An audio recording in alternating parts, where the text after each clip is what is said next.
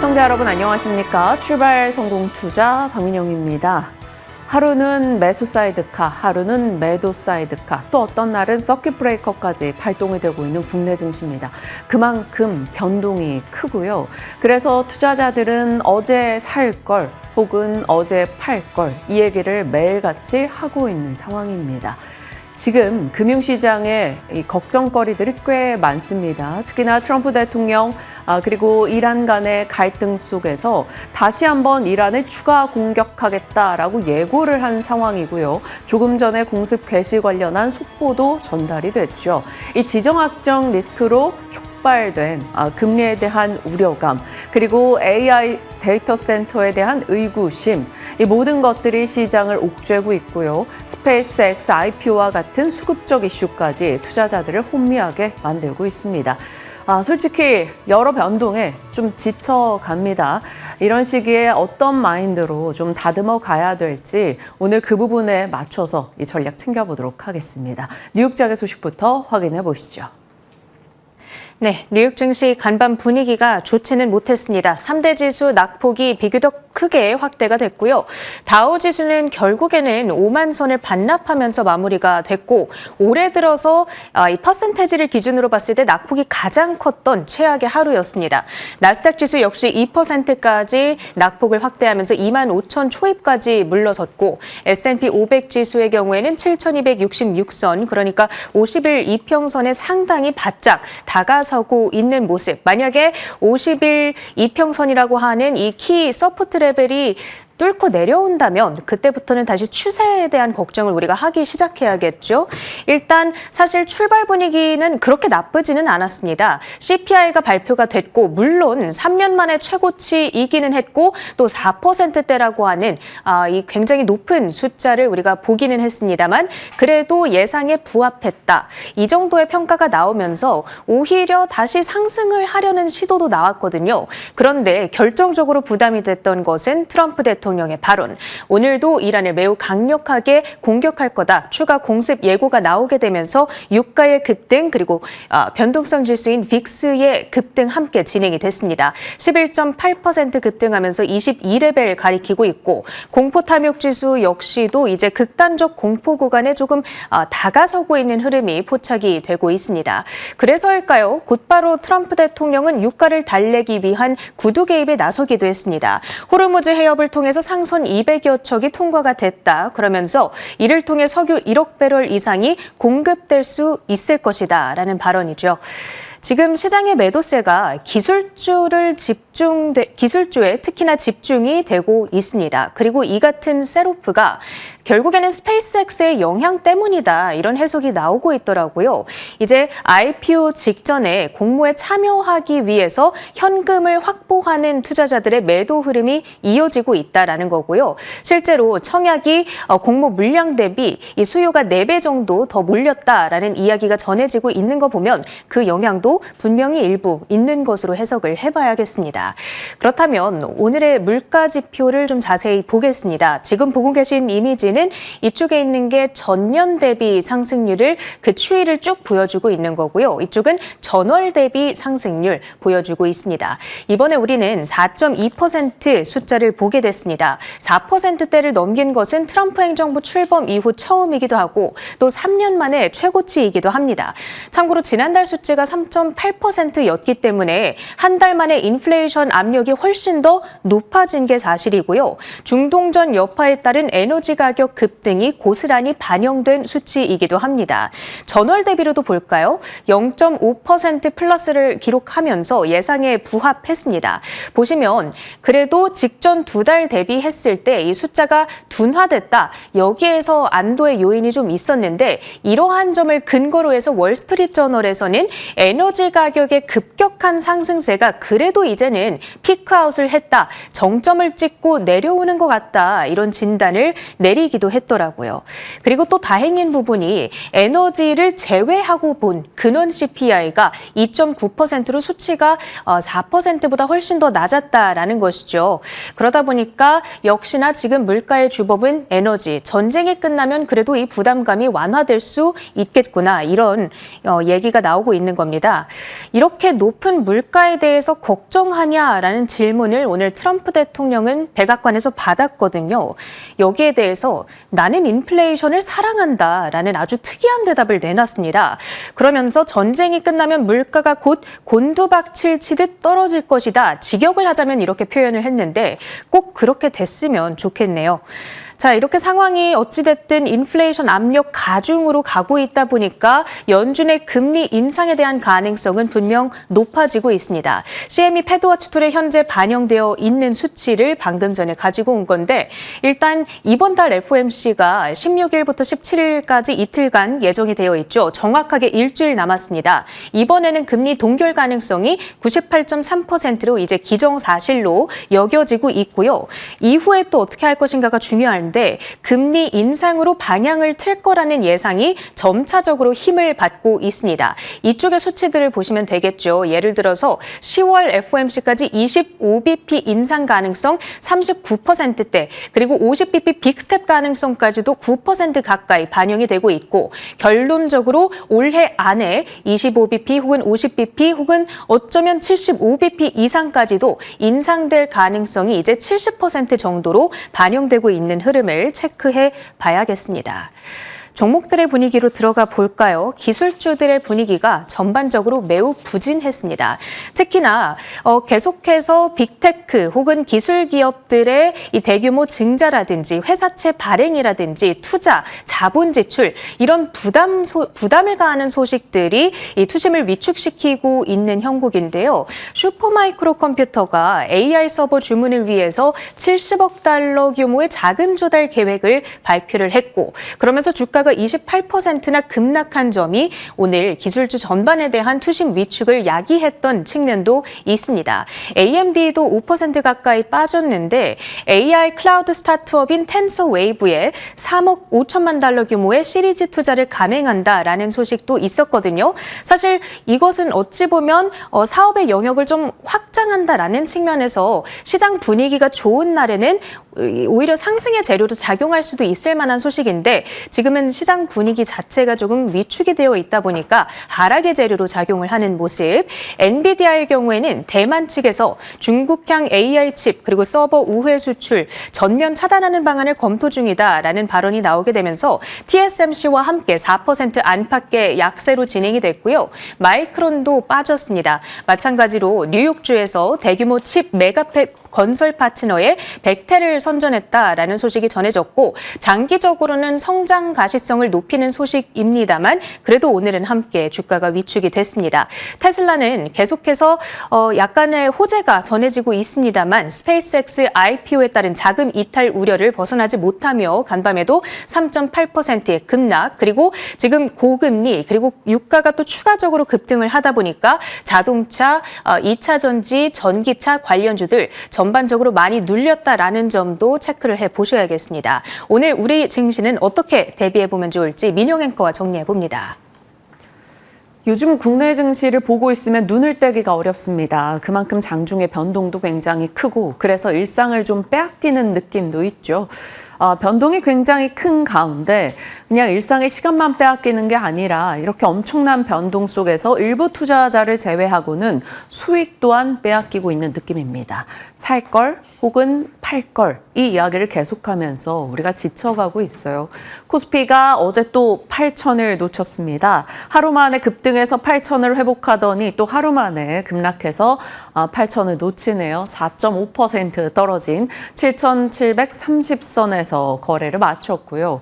코스닥이 그나마 선전했다라고 봐야 될까요? 1.6% 하락에 그쳤습니다. 951선. 올해 코스피 대비 못 올랐었기 때문에 아마도 덜 빠졌지 않나 싶고요. 코스피의 변동이 어마어마합니다. 올해 코스피 시장 내에서 사이드카가 매도 쪽에서 12번, 매수 쪽에서 12번이 나왔습니다. 최근 4거래일 기억하시죠? 매도 사이드카 나오고 서킷 브레이커 발동이 되고 그 다음날 매수 사이드카가 나오고 또 어제 매도 사이드카가 나왔습니다. 정말 본 적 없는 변동이 진행되고 있죠. 그러면 왜 이럴까요? 수급적인 부담. 미국 같은 경우는 지금 스페이스X IPO 이번 주 12일에 자리하고 있기 때문에 이를 앞둔 수급 변동 변동이 나타나고 우리도 일정 부분 영향을 받고 있습니다. 한국에서는 삼성전자, SK하이닉스 단일 레버리지 ETF 출시 이후 관련한 수급 변동이 어마어마하고요. AI 인프라 투자에 대한 우려가 어제 확산이 됐죠. 크루소의 데이터 센터 프로젝트가 중단되는 것에 대한 우려감이 등장하기도 했습니다. 이 때문에 뉴욕장에서 장중 변동이 있었고 우리 장도 이러한 수급 요소와 같이 맞물려서 반도체 대형 종목군들의 하락이 도드라졌고요. 일정에 대한 경계감도 있었습니다. 어제 장이었기 때문에 어제 밤에 발표될 미국의 소비자 물가지수에 대한 경계, 그리고 오라클 실적에 대한 경계, 그리고 오늘 한국의 선물옵션 동시 만기일에 대한 경계감이 작용했죠. 그 와중에 미국과 이란의 갈등은 부각됐습니다. 미군 헬기가 이란의 드론으로 인해서 격추됐다라는 소식, 미국이 이에 참지 않겠다라는 입장과 공습을 재개했다라는 소식이 들려왔고요. 이 모든 것들이 우리 장에 큰 변동을 야기했습니다. 자, 이에 대해서 좀 생각을 해보죠. 최근에 국내는 옵션 시장 변동이 확대되는 과정에서 감마 해지 매도로 현물 변동성이 굉장히 커지고 있다고 합니다. 수급적인 변동이 너무나 큰 구조가 되어버렸다라는 것이죠. 그리고 크루소 데이터 센터 프로젝트 관련한 우려, 지금 브로드컴 이슈부터 마이크론, 이제 임원진의 매도, 이런 소식 등이 좀 투자 심리 위축을 가했던 가운데 크루소의 데이터 센터 프로젝트가 중단될 수 있다라는 우려가 등장한 거죠. 다만 이것은 살펴보면 크루소 같은 경우는 그 전날만 해도 계약, AI 인프라 측면에서 4.9 기가와트 부분의 계약을 이미 진행을 했습니다. 한마디로 AI 진영에 대한 수요 둔화라고 보기는 전혀 어렵다라는 것이죠. 규제나 여러 환경 요소가 조금 영향을 줬을 것으로 파악이 되고요. 이것은 지나가는 노이즈라는 시각이 조금 더 많습니다. 자, 그리고 일정에 대한 경계, CPI에 대해서 걱정했던 것은 근원 물가마저도 올라가면 어쩌지? 라는 것이었는데 그나마 그것은 다행이었습니다. 어제 예상을 하회한 채로 발표가 됐었죠. 그러면 오늘 이제 만기일, 이 만기일에 프로그램 매매까지 겹쳐서 변동성이 클까에 대한 우려를 좀 장중 내내 체크해볼 필요가 있겠습니다. 오늘도 피로감은 좀 클 것 같습니다. 자, 미국과 이란의 갈등 부각, 어제는 유가가 좀 제한적인 흐름을 나타냈고 트럼프는 협상에 진전이 있다라는 얘기를 계속하고 있기는 한데 이 부분은 밤사이에 조금 변동이 있었습니다. 유가가 튀었고요. 트럼프 대통령의 입장도 오락가락하고 있는 상황이죠. 잠시 후에 전달 드리겠습니다. 이러한 어제 시장 분위기 속에서 반도체 종목들 삼성전자, SK하이닉스 낙폭이 꽤나 크게 진행이 됐죠. 시가총액 1, 2위 종목들이 이 정도 변동을 보이는 게 이제는 익숙할 정도입니다.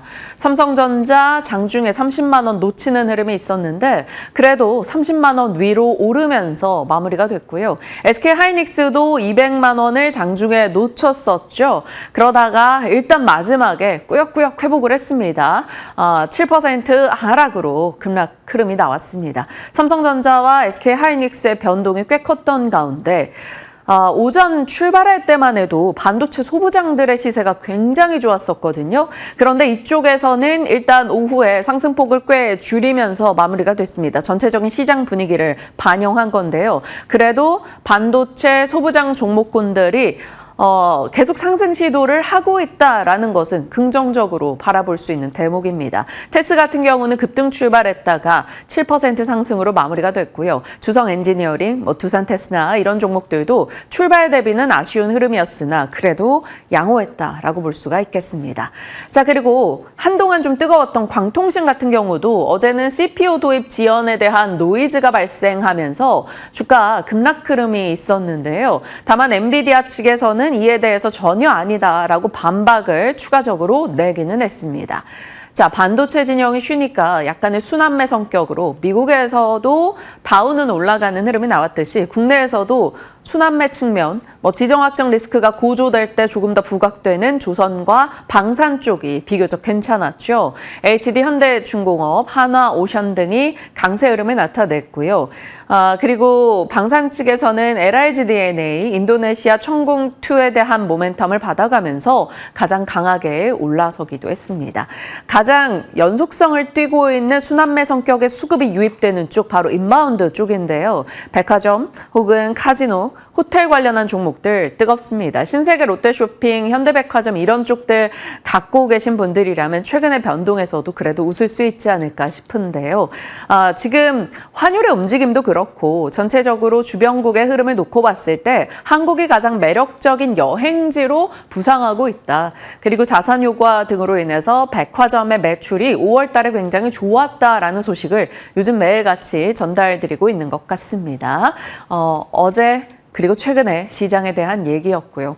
최근 시장을 바라보면서 여러 가지 걱정거리들을 좀 정리를 해봤습니다. 확인이 필요한 부분, 물가겠죠. 어제 그리고 최근 일본과 중국의 PPI 물가가 올라가는 소식이 있었죠. 결국에는 중동발 리스크로 에너지 비용과 공급망에 대한 부담이 확인되고 있는 대목이고요. 그래서 미국 CPI에 대한 경계감을 가졌었죠. 미국 CPI도 사실 높았습니다. 4%대를 기록했으니까요. 헤드라인 기준으로. 그러다 보니까 부담스럽긴 했는데 시장이 근원 물가에 좀 초점을 맞추면서 비교적 CPI에 대한 반응도는 중립 정도였다라고 볼 수 있고요. 오늘 발표되는 미국의 PPI가 이 와중에 더 중요해지겠습니다. 다음 주에 BOJ와 FOMC 일정이 있는데요. 일본 BOJ에서 금리를 올리게 된다면 엔캐리 트레이드 청산에 대한 우려를 또 하게 될 수밖에 없는 상황이라는 점. 순차적으로 물가와 주요국의 금리에 대한 향방 주목해 볼 필요가 있겠습니다. 그리고 긴장되는 상황은 바로 오늘인데요. 선물 옵션 동시 만기일입니다.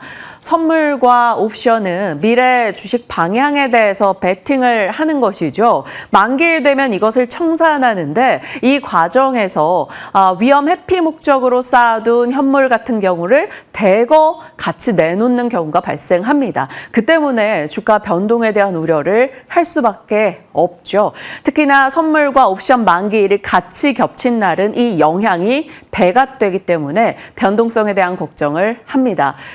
최근 들어서 이에 대한 우려감에 이미 좀 회피 물량이 나오고 있다라는 시각들도 있었는데요. 다만 어찌됐건 만기일은 지나가고 나면 그래도 또 안정을 찾아가는 대목이 있어서 단기 수급 교란의 이벤트로 볼 수는 있습니다. 다만 갖고 있는 종목들의 변동이 굉장히 크게 하락 쪽으로 나타나게 된다면 이것을 회복하고 복구하는 데 시간이 필요하다라는 것은 투자자들이 감내해야 되는 또 슬픈 구간인 거죠. 변동성이 아래 위로 굉장히 크게 나올 수 있다라는 점, 선물 옵션 동시 만기일이 바로 오늘이라는 점을 고려해야겠습니다. 자, 그리고 반대 매매에 대해서도 조금 긴장감을 갖고 있는데요. 월요일 급락에 대한 반대 매매, 그리고 오늘 만약에 급락하게 된다면 반대 매매 이런 것들에 대한 우려를 계속해서 확인할 필요가 있습니다. 최근 중소형주와 코스닥의 수급을 보면 개인들의 투매가 있는데요. 이것이 강제로 반대 매매로 인한 청산이었는지 이런 것들을 지속 확인해 볼 필요가 있어 보입니다. 당분간의 변동성을 우리가 고려해야 되는 것은 스페이스X IPO 이후에 국내외 수급 변동이 되겠습니다. 이미 이 부분이 꽤 반영이 되고 있기는 하겠습니다만 이 이후에도 스페이스X의 변동에 따라서 수급이 같이 요동을 칠 수 있다는 점을 기억해 봐야 되겠고요. 이 와중에 AI에 대한 확신과 의심이 계속되고 있죠. 물론 이것은 딥시크 때도 터보컨트 때도 지나왔던 길입니다. 그래서 이후 회복할 것이다. 이것은 단기 노이즈에 불과할 것이다 라는 시각 등이 많습니다만 이 의심 속에서 외국인과 기관의 여러 가지 수급 교란의 움직임이 개인 투자자들에게는 크나큰 충격으로 다가오고 있습니다. 자, AI에 대한 의심이 있을 때는 순환매 측면에서 다른 섹터 등이 올라가기 마련인데 상대적으로 덜 갔었던 코스닥 아니면 산업재 이런 쪽에서 대안을 찾아봐야 되는 것인지 가장 강력한 인바운드단에 대한 추가 베팅을 해야 되는 것인지 고민이 필요한 시점입니다. 자, 그리고 이제는 변수가 아니라 상수로 놓고 생각을 해야 되는 것은 전쟁과 ETF 수급 영향인 것 같습니다. 진정한 종전 합의가 나올 때까지는 트럼프 대통령의 합의에 다다르고 있다라는 말에 더 이상 기대를 하지 않고 종전이라는 키워드가 명확해서 서로 사인하고 얘기가 공식적으로 나오기 전까지는 이것을 상수로 두고 가야 된다는 것을 최근 들어서 더욱더 느끼고 있죠. ETF 수급. 단일 종목 레버리지 ETF가 출시되고 나서 상품 파생 수급, 가격 탄성이 확대되면서 국내 종목들의 변동 또한 굉장히 커지고 있는데요. 이것 또한 앞으로는 변수가 아니라 상수로 놓고 봐야 되는 대목인 것 같습니다. 자, 이렇게 보니까 증시 난이도가 너무 올라가는 것 같아요. 좀 더 심플하게 생각하는 습관을 가져야 되는데 출연자와 함께 이야기 풀어가면서 이 중에서 덜어낼 거 덜어내고 어떤 거에 집중을 해야 되는지 이야기 풀어가도록 하겠습니다. 당분간 변동성 자체에 좀 대비를 해볼 필요가 있겠는데요. 우선 물가 부분이요. 어제 이제 미국의 CPI가 발표가 됐죠. 4%대라서 불편했습니다. 하지만 컨센에 부합하는 정도였고 근원 물가는 예상을 소폭 하회한 점에 발표 직후에 순간적으로 막 시장이 회복하는 시그널을 어젯밤에 보여줬었는데요. 다만 전체적인 지정학적 리스크 고조 이슈 속에서 유가가 튀어가고 그 과정에서 시장의 변동은 좀 커지긴 했습니다. JP모건 측에서는 5월 CPI가 물가 정점일 수도 있다. 휘발유값 고점 대비 9% 떨어진 점에 포인트를 맞추고 있긴 한데요. 이것은 지정학적 리스크가 안정이 돼야겠죠. 결국에는 이 물가 부담의 원흉 중에 하나가 전쟁의 장기화인 것 같습니다. 트럼프 대통령 오늘 또 이런 말을 했죠. 어제에 이어서 오늘 더 강하게 대공격을 단행할 것이다. 실제로 지금 테헤란 상공에 전투기가 돌아다니고 있다라는 등의 각종 보도 얘기가 나오고 있고요. 실제로 공습을 재개했다. 이란 측에서는 그렇다면 우리도 다른 국가에 있는 미군 기지를 공격하겠다라면서 서로 날세운 목소리를 내고 있습니다. 이러다 보니 한국은행의 기준금리 결정 회의에 대한 걱정도 나오고 있는데요. 7월, 8월, 10월, 11월마다 있으니까요. 지켜봐야겠습니다. 이제 오늘 PPI 일정이 있고요. 오늘 또 유럽에서 ECB 금리 결정 대기하고 있습니다. 16일 일본의 BOJ, 17일 미국의 FOMC, 케빈 워시의 데뷔죠. 과연 이때 16일과 17일 어떤 소식들이 들려올지 잘 살펴봐야겠고요. 이것이 약간 불확실성 해소로 가게 될지 아니면 정말 긴축 국면에 대한 우려로 가게 될지 지켜봐야 되겠습니다. 자, 실적 시즌이 빨리 도래했으면 좋겠다라는 생각을 하게 되는데요. 일단 6월 25일 마이크론의 실적, 반도체 산업의 풍향계로서 전체적인 이렇게 변동에 짓눌려 있는 시장 분위기를 조금 바꿔줬으면 하는 마음을 갖고 있습니다.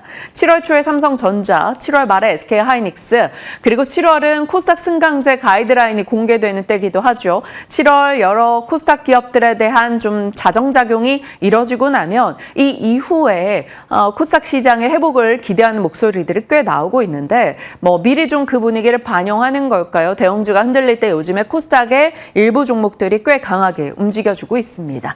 자, 그리고 8월에 SK하이닉스 미국 ADR 상장 이벤트가 있죠. 로이터 측에서는 미국의 SEC 측에서 6월 마지막 주 관련한 승인을 할 것으로 내다보고 있습니다. 그리고 마이크론 대비 저평가되어 있는 부분이 개선될 것이다 라고 언급하고 있네요. 자, 뉴욕장의 분위기 살펴보시죠. 앞서 세린 앵커가 전달해 주시긴 했는데요. 3대 지수가 모두 떨어졌고요. 필라델피아 반도체 지수가 3% 이상 하락했습니다. 유가가 2% 뛰었고 10년물 국채금리도 상승했죠. 자, 트럼프 대통령 오늘 나온 이야기입니다. 오늘도 공격할 거다. 어제에 이어서 발전소나 교량 이런 추가 인프라를 공습하겠다라고 밝혔고요. 조금 있다가 이란이 완전히 협상하고 있다. 서명만 하면 된다. 이게 무슨 말일까요? 아무튼 이 두 가지 발언이 같이 나왔습니다. 그리고 위대한 미군이 해협을 통과하는 유조선 상선을 지원했다. 우리의 이 노력으로 1억 배럴 이상 원유가 해협을 지났다라는 소식이 나오면서 유가가 막 5%까지 뛰었다가 상승분을 줄이면서 마무리되기는 했습니다. 국채금리도 상승폭을 좀 줄이면서 마감이 됐죠. 제가 인터넷에서 봤던 이야기를 이제 챗 GPT에 의뢰해서 만든 그림입니다. 아침에 종전, 낮에는 휴전, 저녁에는 확전을 말하는 사람은 누구인가? 스핑크스의 수수께끼. 우리는 모두 답을 알고 있죠. 일단 트럼프 대통령의 이러한 발언 속에서 시장은 계속 변동이 격화되고 있고요. 미국과 이란의 전쟁 이슈가 빠르게 종전으로 마무리가 됐으면 좋겠습니다. 그런 가운데 소프트뱅크, 오픈 AI 지분 담보 대출이 불발됐다라는 소식이 있었는데 이것은 산업 자체의 문제나 AI의 어떤 훼손이 있는 것은 아니고 오픈 AI가 비상장 자산이기 때문에 밸류 산정하기가 조금 애매하다. 이런 내용이었다라고 합니다. 전체적으로 뉴욕장 내에서 우리 시장에 영향을 줄 만한 데이터 등은 그리 도와줄 건 없었던 것 같습니다. MSCI 한국 ETF 3% 밀렸고요. 코스피 200 야간 선물 제가 볼 때까지는 4% 정도 빠지고 있었습니다. EWY 한국에 대한 데이터로 3% 빠지는 모습 확인할 수 있었고요. 메모리 ETF, D램 ETF가 4% 정도 하락입니다. 나스닥 선물도 지금 하락하고 있다는 점, 오늘장에 대한 걱정을 하게 되네요. 넘겨보겠습니다. 자, ETF 수급에 대한 얘기도 나오고 있는 가운데 ETF로 뉴욕장의 분위기를 요약해서 봤습니다. ETF 이제 핀비즈 맵을 열어봤는데요. 반도체 3배 인버스 ETF가 20년 중에 역대 3번째 수준의 거래량이 몰리면서 10% 이상 뛰었다라는 소식이 있었습니다. 결국에는 지수 하락에 베팅하는 인버스들이 이렇게 상승 흐름을 보였고요. 반도체 하락에 베팅하는 인버스의 급등 흐름이 있었습니다. 한국을 가리키는 EWY ETF의 급락 또한 우리 장에는 아프고요. 이렇게 올라간 쪽들 보시면 약간 에너지와 관련된 ETF라는 점 정도 확인이 가능합니다. 자, 애프터에서는 이렇게 빨간불을 딱 띄면서 하락하고 있는 쪽이 바로 오라클인데요. 애프터마켓에서 실적이 나왔죠. 오라클 실적이 나빴던 것은 아닙니다만 그래도 시장의 기대치에 미치지 못했고요. 소프트웨어 부분에 대한 아쉬움이 나오면서 한 3% 정도 애프터에서 하락하다가 6%까지 낙폭을 키우는 모습을 봤었습니다. 이 부분은 사실 전체적으로 우리 시장에 좋은 내용은 아니기 때문에 역시나 애프터마켓의 소식까지도 그렇게 도와줄 건 없었던 것 같습니다. 자, ETF 이야기가 나왔으니요. 이 얘기 좀 한번 해보죠.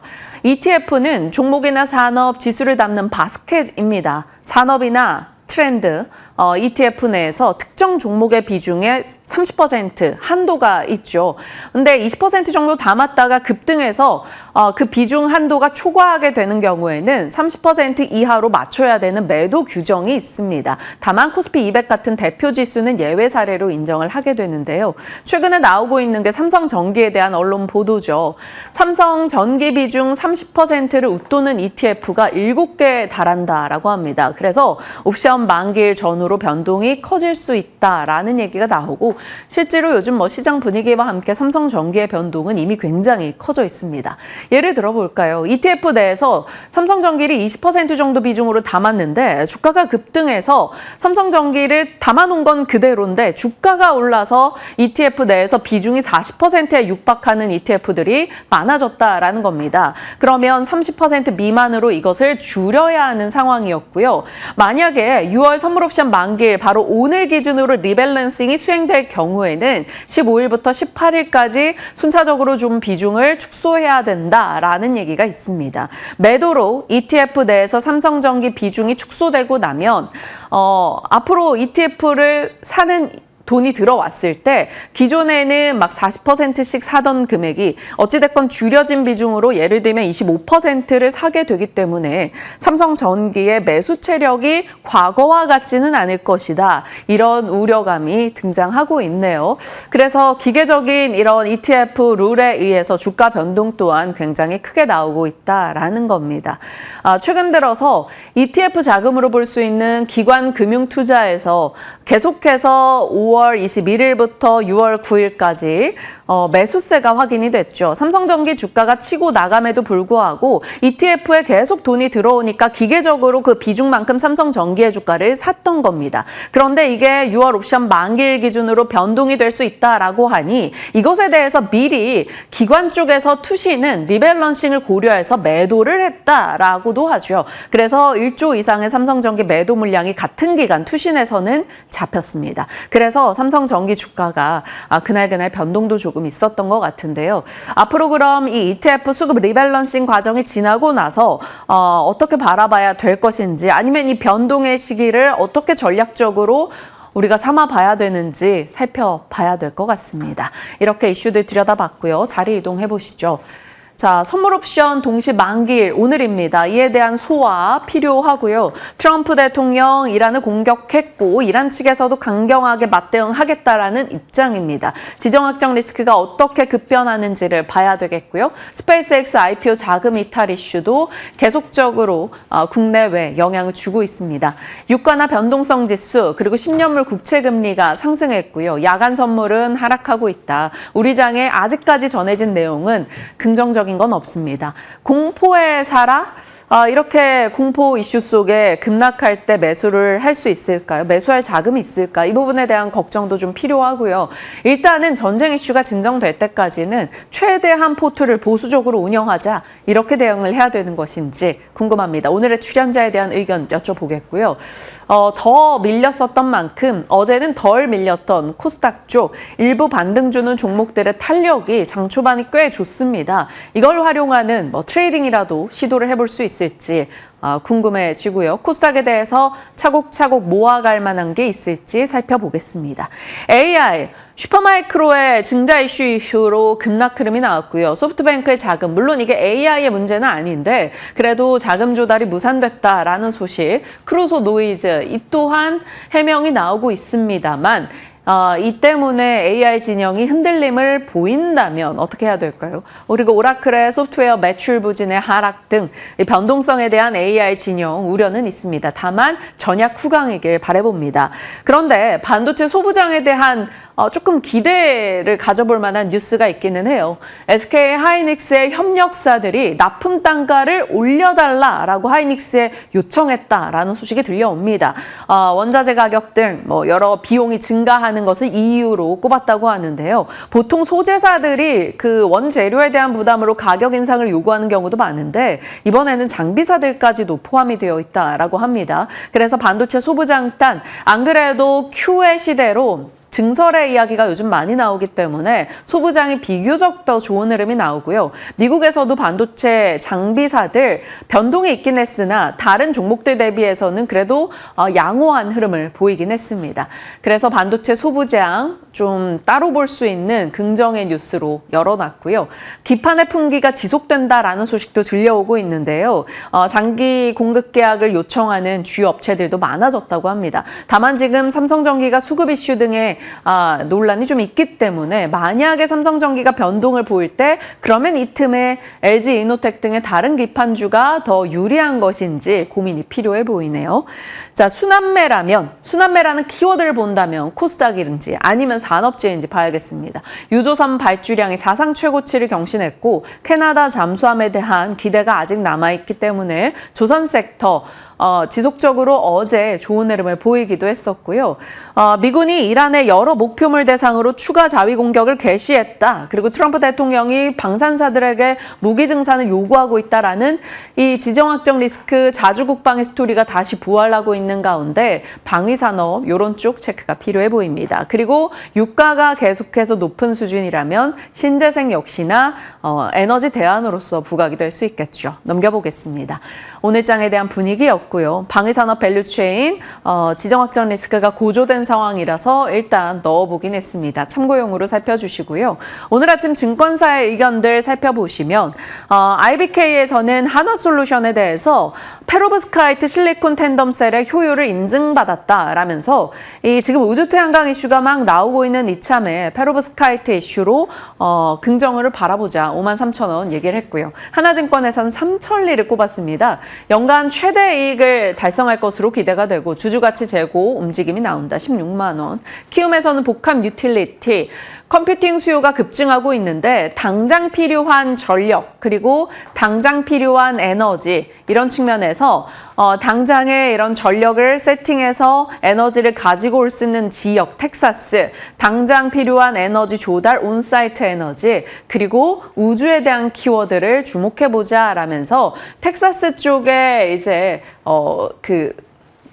공장을 두고 있는 OCI 홀딩스 39만 원, 두산 에너빌리티도 13만 원, 온사이트 발전의 키워드겠죠. 다만 두산 에너빌리티 목표가는 하향 조정했습니다. 미래에셋에선 인바디 보고 있는데요. 글로벌 빅파마와 중국 GLP-1 시장 공략을 개시했다라면서 목표 주가 7만 4천 원을 냈습니다. 보유자분들 참고용으로 넣어봤으니까요. 확인해 주시고요. 오늘 한국 선물옵션 동시 만기일, 유럽 기준금리 결정, 미국의 PPI 굉장히 중요한 이벤트가 되겠습니다. 그리고 북중미 월드컵 개막도 있는데 어도비 실적까지 살펴볼 내용은 많은데요. 이번 주 목금 긴장됩니다. 이 긴장되는 일정을 앞두고 과연 시장의 수급은 어떻게 흘러갈 것인지 지켜봐야겠네요. 섹터 뉴스 가봅니다. 미나 앵커 나와주시죠. 네, 어제 시장이 또 무섭게 빠졌습니다. 코스피, 코스닥 모두 다 또 파란불을 켜내면서 안타까운 모습을 그렸는데 그럼에도 불구하고 살아남은 섹터가 있었거든요. 바로 조선주입니다. 조선주들이 약간 시장의 스포트라이트를 못 받는 듯 했는데 어제는 또 강하게 상승을 해줘서 어떤 낌새로 우리가 해석을 해봐야 할지 알아보겠습니다. 시세부터 확인해 보시면 TMC가 29.7% 상한가 기록했는데요. 최근에는 이제 광케이블 이슈로 주목을 받고는 있습니다만 이 해양 선박 케이블 관련한 기업으로 또 여겨지는 만큼 함께 담아봤습니다. 그리고 HD 현대마린솔루션도 9%대 강세, 하나오션, 한국조선해양, 현대중공업, STX 엔진까지 모두 다 상승하는 분위기, 세진중공업부터 현대힘스까지 이렇게 기자재, 본행재 이쪽까지 모두 다 수급이 들어오는 양상이 기록이 됐습니다. 전체적으로 수급이 들어왔기 때문에 오늘은 업황에 대해서 세밀하게 진단해보는 시간을 가져볼 예정이고요. 최근에 이런 이슈가 있었습니다. 미국 군함 건조 시장 진출 기대감이 흔들리고 있다라는 소식이 엊그저께 나왔는데요. 미국 연방하원국방위원회에서 2027 회계연도 국방수권법안 NDAA를 통과시켰다라는 소식이 악재성 뉴스로 작용이 됐습니다. 그 이유는 이제 해외 조선소의 미국 해군 전투함 건조를 금지하는 조치가 담겨 있는 법안이었기 때문인데요. 그렇기 때문에 지금까지 조선주들의 상승을 이끌었었던 미국 시장 진출 기대감이 한 발짝 떨어지게 되면서 주가가 빠지는 그림이 그려지기도 했습니다. 하지만 다행인 것은 아직 최종 확정이 되지 않았기 때문에 해석의 여지가 남아있다는 부분이 되겠고요. 시장의 해석이 결국에는 중요한 거잖아요. 시장은 이를 악재로 받아들이면서 뉴스가 나왔던 당일에는 주가가 빠지기는 했습니다만 또 빠르게 회복해주는 모습을 같이 기록하기도 했습니다. 시장의 해석은 결국에 단기 노이즈로 해석하고 있는 분위기고요. 그리고 이미 예상했던 규제로 해석을 해서 회복 탄력성도 강했다라고 요약을 해볼 수 있겠죠. 그리고 11월 미국 중간 선거를 냅두고서 거기서 이제 표심 잡기용 조치였다라는 해석이 지금 나오고 있는 거거든요. 그러니까 증권가에서는 크게 그렇게 민감하게 반응할 필요 없다라고 선을 긋고 있는 겁니다. 게다가 지금 아예 통과가 다 된 거는 아니라고 말씀을 드렸잖아요. 길고 긴 입법 절차가 남아있기 때문에 이게 정말로 통과되기까지는 현실적으로 넘어야 하는 허들들이 많다. 그러니까 지금 당장 우왕좌왕할 필요가 없다라는 점에서도 컨센서스가 모아지고 있습니다.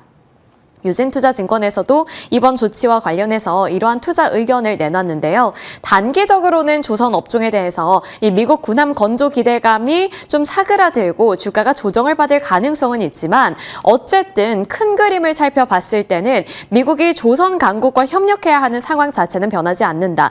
그리고 우리나라가 이 조선 강국의 대표 주자인 만큼 펀더멘털적으로 모멘텀은 사라지지 않았다고 진단하고 있습니다. 게다가 이제 어제 급반등이 나왔죠. 이게 굉장히 중요한 포인트입니다. 그 이유는 이제 원래 있었던 이슈이고 돈벌 구조는 여전하기 때문이다라고도 정리를 해볼 수 있을 텐데요. 앞서서 제가 살펴드렸던 악재성 이슈, 이와 관련해서 시장이 크게 반응하지 않은 이유는 사실 예전부터 이러한 이슈는 계속되었기 때문입니다. 이 말이 무슨 말이냐면요.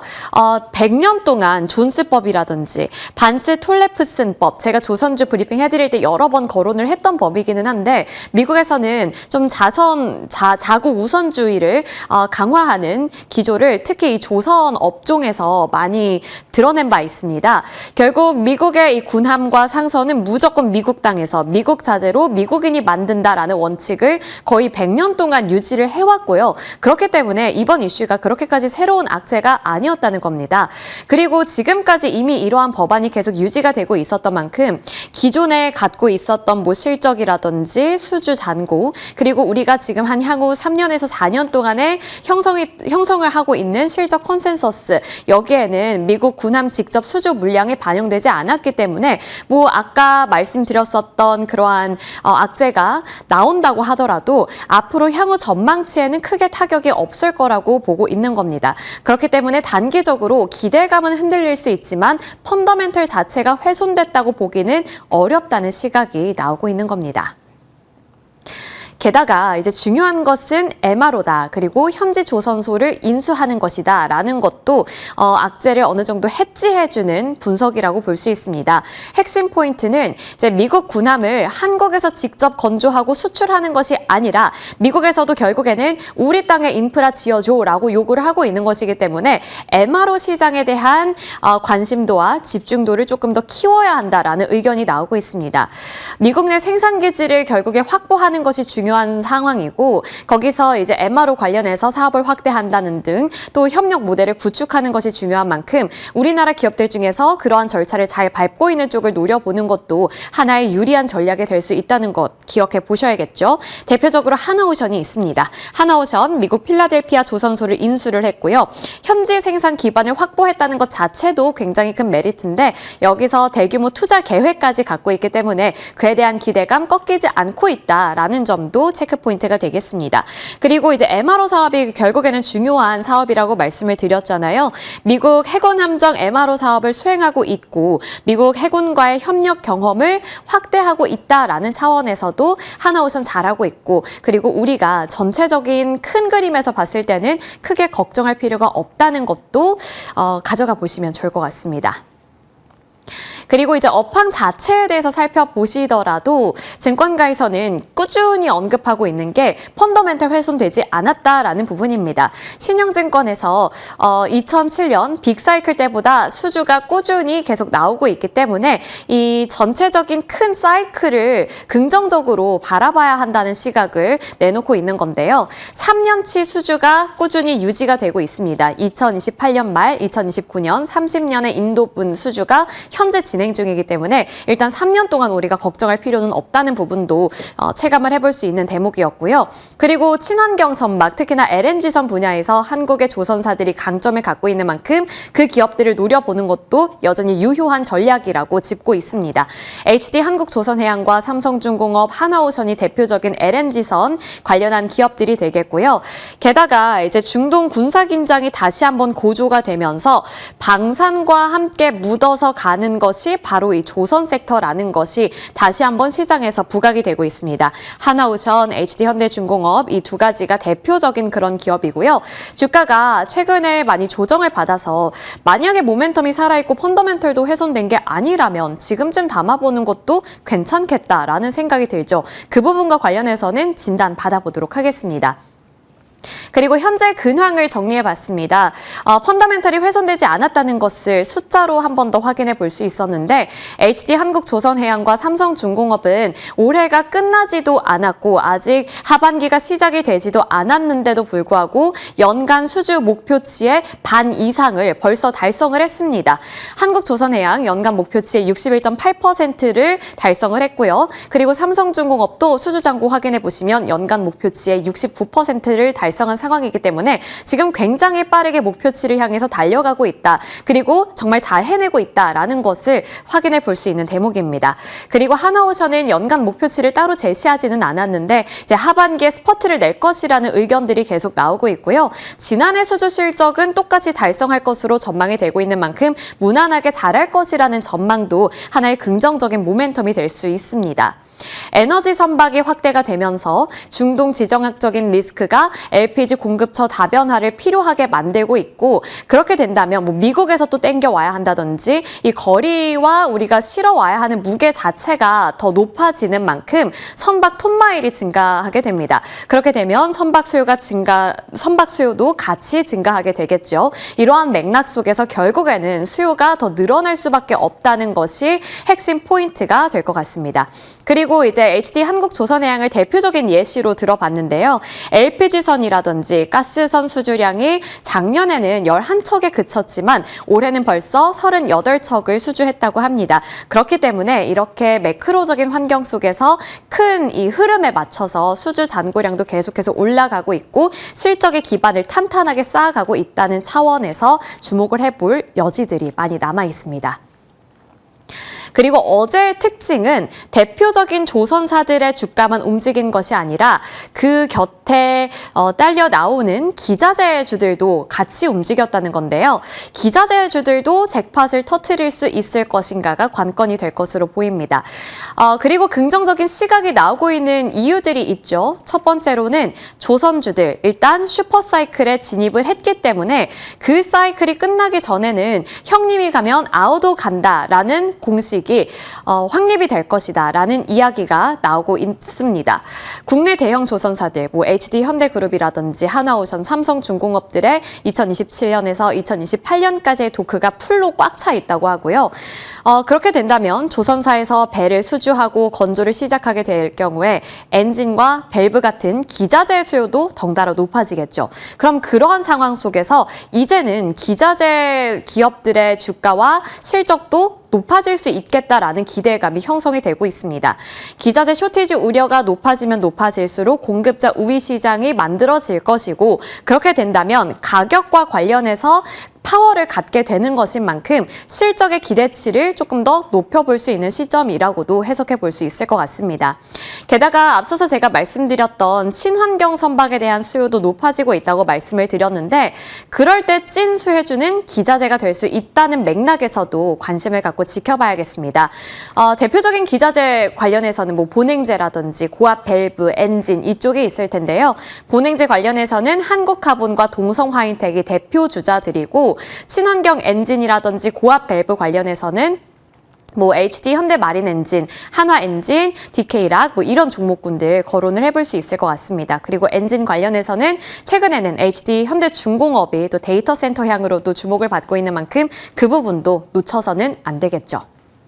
조선주들이 일단 구조적으로 슈퍼사이클에 진입을 했고 여전히 진행 중이다라는 이야기는 꾸준히 들려오고 있습니다.